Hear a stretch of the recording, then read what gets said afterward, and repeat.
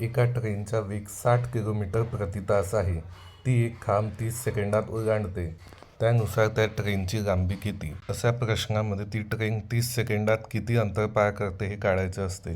तर अंतराचे सूत्र आहे अंतर बरोबर वेग गुणिले वेळ. वेग इथे आपल्याला किलोमीटर प्रति तासच्या याच्यामध्ये दिला आहे, त्याला आपल्याला मीटर प्रति सेकंडच्या स्वरूपामध्ये काढायचे आहे. त्यासाठी आपल्याला दिलेल्या वेगाला 5/18ने गुणाकार करावे लागेल. 6 त्रिक 18, 6 10 60. इथे येईल 50/3 मीटर प्रति सेकंड. ही ट्रेन एका सेकंडामध्ये 50/3 मीटर चालेल.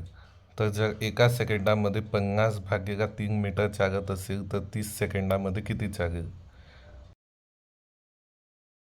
त्यासाठी 30ने गुणाकार करणं पडेल. 3 एके 3, 3 10 30. याचं उत्तर येईल 500 मीटर.